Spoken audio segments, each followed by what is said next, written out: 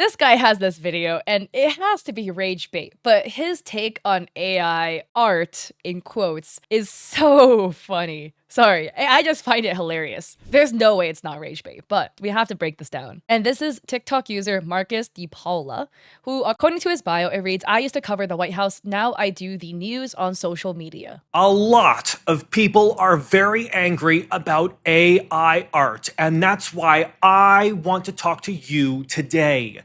AI art is sometimes the only way people with disabilities and people who were born with no talent can make art. I have no artistic talent, but I love the feeling I get when I'm creating art. I always put in effort in art class, but I always got a bad grade. AI lets me create beautiful challenge coins that look like this for my friend Jermaine, who is running for Chicago City Council. On a complete side note, again, first off, this has to be rage bait. But secondly, I just think it's funny how he talks so much like how you see the AI people talk. You know what I mean? Like those AI deepfakes where they have somebody talking, but he's an actual person. And I think that juxtaposition is pretty hilarious to me. I can also create challenge coins for my show on YouTube that look like this one. A lot of writers are worried they're going to be replaced by AI. That may be true, but people with disabilities can see their dream stories coming alive with AI writing. There are a lot of people who had COVID that now have brain fog and want to see their stories in print but can't type them out because of the brain fog. And there are people. On a complete side note, if he has a journalist background, likely he is using this tone to keep your attention. And there are people with dyslexia who have great stories in their heads, but just need a little help with the words. The reason why news anchors use such a notable inflection in the way they speak is to grab your attention. I truly think this is what this guy is doing. He's speaking in such like a unique way so that his cadence can keep you engaged or drive you insane. And then you'll leave a comment about how weird he talks and then he gets more engagement. And then there's me with ADHD who can't focus for more than a second, so I procrastinate endlessly from sitting down to write the stories I want to. So, before you condemn AI art entirely, remember, this is the only way some of us can get that great feeling from making art. This has to be satire. I basically refuse to believe that somebody has a take like this legitimately. As somebody with ADHD, diagnosed, not medicated, we are not like absolutely inferior beings that literally cannot function for more than 1 second at a time unless we have some sort of machine puppeting us on the day-to-day. You are not giving us enough credit. Maybe you are like that. If that's the case, I truly am sorry. Obviously, having ADHD, being dyslexic, etc. makes things more difficult because we live in a neurotypical world where everyone expects you to behave like a neurotypical person, right? Things aren't really catered or designed to people who are disabled, non-neurotypical, neurodivergent. They're also not designed for like women's bodies. You know, you have your period, you still got to go into work, even though you have like the most awful cramps. Everyone says sucks to suck, take a Tylenol, right? The world isn't designed for a lot of people, but you work around it. You work around it. You learn to move around it, to like work with yourself, to make life easier for you, etc. You don't need to be resorting to all these like shitty cheat codes. But there are some really funny skits that I just wanted to show you so we can have a laugh together. The top comment, Beethoven was death, sweetheart. He is wearing tinted glasses. That is also a slight skill diff. Quote, I have to use AI art, I have ADHD, end quote, Ari deadass. AI art is the equivalent of getting somebody to drive you to a marathon and then wanting to be applauded. Somebody comments literal skill issue. Before you condemn AI art entirely, remember, this is the only way some of us can get that great feeling from making art. Hey Marcus, my name's Katrin and I'm an artist, and like you, I have ADHD. I also work on this little show called Invincible. You might have heard of it. Anyways, I just wanted to let you know that this take was really bad.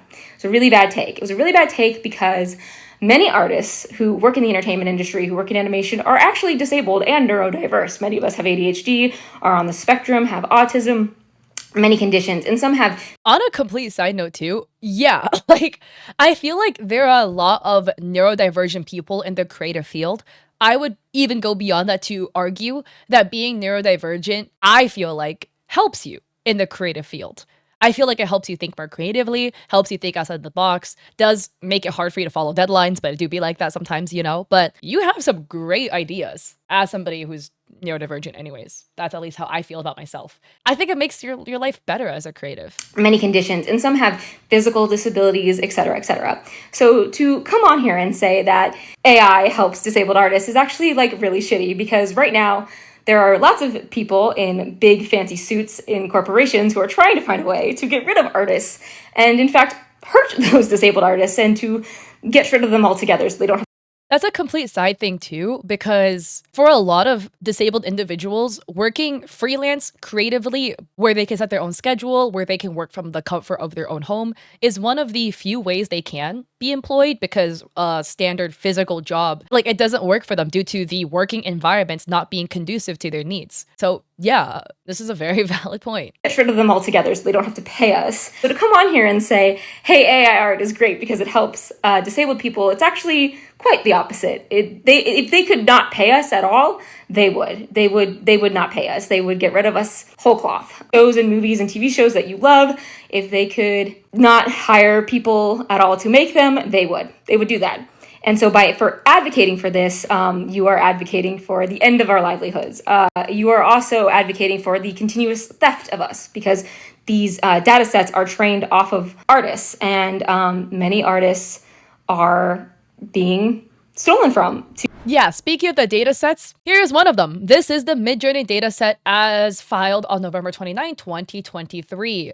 There's like 16,000 names on here. Artists who has been stolen from. That's scary. Look, they even got Xbox, Xbox 360, Xbox One, Xbox Series X/S. So this, like Wii U, this likely could imply that, like, if you're an artist that's not even named here, but you've worked on these titles, your work has been stolen, right? This is like terrifying. The fact that they got like whole lists like this. To feed these data sets. So we aren't getting any money or any profit anytime our art is used in these data sets. So it's essentially just theft.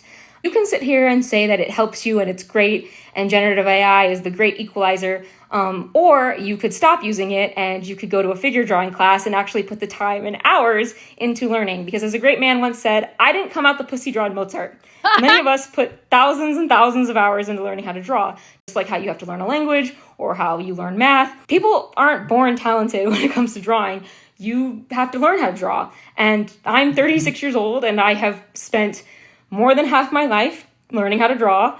And I still want to get better, and I still take classes, and I still am training myself all the time. And if that's not something you want to put time and energy into, that's totally valid. You don't have to. But to sit here and say that people are born talented is really insulting to the thousands of dollars and thousands of hours I have spent training myself. Hope you have a great day. Look, I again believe this is satire, but we can really sum this point, if we take it literally, down to I am lazy, so therefore I cheat. I thought this cracked me up. This is Pat Lowler on TikTok. Hey, it's the internet. You can't make fun of people using generative AI. It's a disability tool. Yeah, and me booking a helicopter flight makes me a mountaineer. How dare you? I have attention deficit hyperactivity disorder. Samesies. And I've got the tism and that pesky brain damage from that war that I fought in. Oh, that seems to stop me. Well, unlike everyone else, I was born talentless, and I've never recovered. Well, that's a fascinating cell phone. Go on. I've never been good at writing, and instead of working on that, I'm gonna use this generative AI, to do the work for me so that I can finally feel what it's like to be a writer. If you suck at writing, and you don't love it enough to keep working at it, I hate to break this to you, you're probably not a writer. Then why do I have this story in my heart I haven't the talent to tell? Yeah, that's called being human. We dream. Well, I can't write my dream without these tools. That's funny. When I was a paramedic, I watched a guy write a book by blowing in a tube.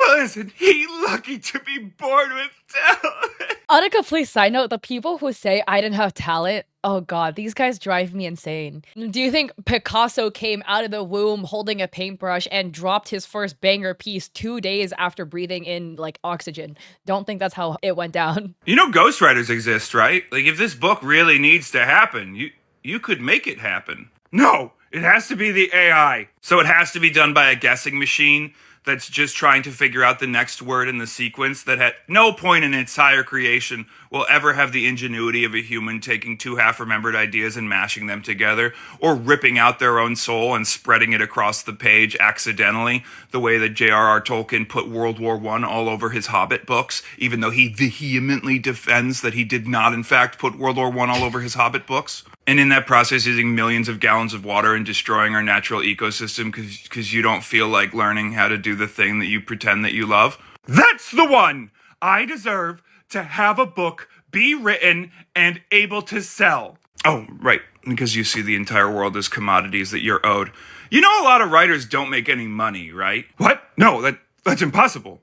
Yeah, it's something like 2 to 4 million books are published each year, so they're not all making their money back. Do you want to see this painting I had a robot draw? Yeah, well, I use Gen AI because I have no talent, so I need to make stuff. I just thought all of these pieces were so funny. They were cracking me up, man, because look, at the end of the day, if you do feel like you are absolutely talentless and you need to resort to Gen AI to go get your stuff done, you know, or like ChatGPT to write your book, I feel bad for you in that you have absolutely no faith in your own ability, no faith in your ability to learn a skill, no faith in your ability to get good at something, that you resort to these techniques. And what's going to happen down the line is that things are going to change, things are going to innovate, process, whatever, and you're going to be left with nothing. Because you didn't spend all those years that you spent typing prompts into ChatGPT, you could have actually, I don't know, learned how to draw.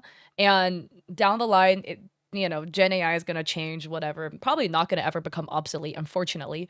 But you're going to reach a point, you're going to look at your hands, and you're still not going to be able to draw, and you're still not going to be able to create anything because you never bothered to actually learn. And that's on you. That's the same thing as if you get into college, you get into a good college, I don't know, like whatever the prestigious college is, then you proceed to go and use ChatGPT throughout the entire college, and you come out with what? Only in high school education, because you use ChatGPT throughout your entire college career. All you do is cheat yourself at the end of the day.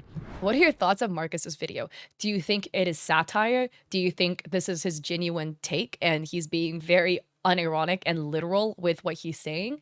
Again, don't send hate to him, right? We're just talking about the sentiment of his take because there are people out there who firmly have this sentiment and believe that, hey, because I have ADHD, I can't draw, so therefore I use AI to generate it. If you like this video, I appreciate it if you like and subscribe. Don't forget to check me out on Etsy. I have digital art there like emotes and sub badges for streamers. I also have a coffee with free resources for streamers and creators, and I stream on Twitch 3 days a week, Mondays, Wednesdays, Saturdays at 6 p.m. PST.